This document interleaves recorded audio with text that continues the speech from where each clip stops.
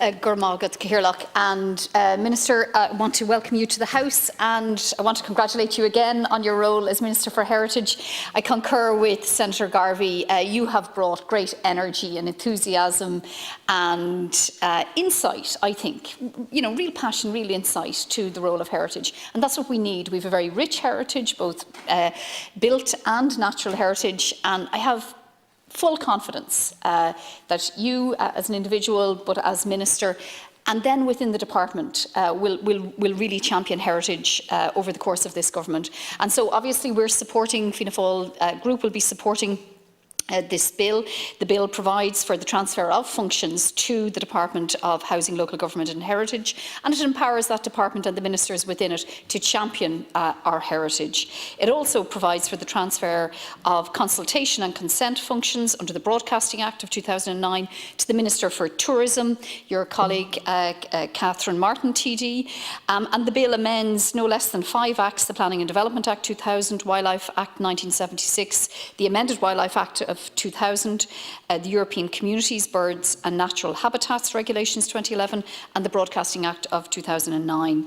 And it also makes provision in relation to certain planning matters related to heritage, which are very important too. This is important housekeeping work that we're undertaking here, and it also provides for the Minister for Housing, Local Government and Heritage to be notified of proposed variations to Planning Authority development plans and the making of such variations. Here in Dublin City, where the councillors are in the process of making a new city development plan, and the city development plans and county development plans are hugely important documents that give local communities and individuals an opportunity to engage in setting the strategic planning objectives, not only for their communities but their counties and cities. So it is very important that from a legislative perspective we take care of these matters as well.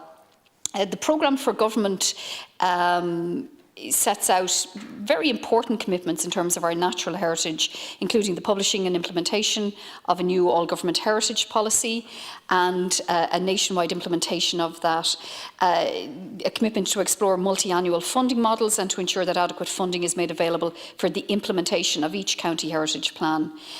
Promoting biodiversity initiatives across primary, post-primary and third level sectors, and ensuring that every school, college and university across the country will play an active role in providing areas to promote biodiversity. And it's kind of apt that we're having this debate this week. Last week was National Biodiversity Week.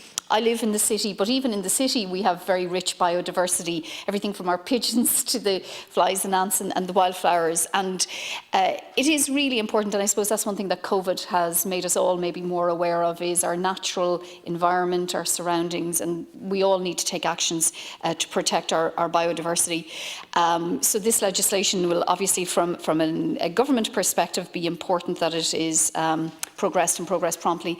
And I just want to touch on as well, Minister, while you're in the House, in terms of heritage, the built heritage in the city is very important, and I want to thank you, Minister, for the support that you have lent to the regeneration and the rejuvenation of what had become very derelict heritage right in the heart of our inner city on Moore Street. The National Monument, the buildings at 14 to 17 Moore Street. But your commitment, Minister, has made a huge difference to not only ensuring that the dereliction which has taken hold there on the street market, but also in the National Monument, will not only be stopped, but it will be reversed.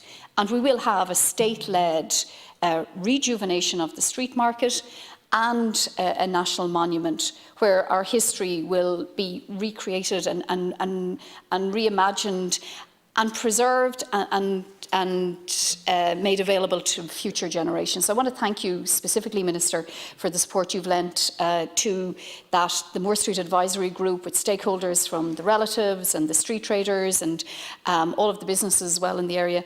They appreciate the fact that you have given this a priority and that you are going to lead a state-led regeneration of the street market and the creation of a 1916 commemorative centre at Moore Street. I commend you for that. I wish you well with it, and I commit to our continued support. Gurmagat. Thank you indeed.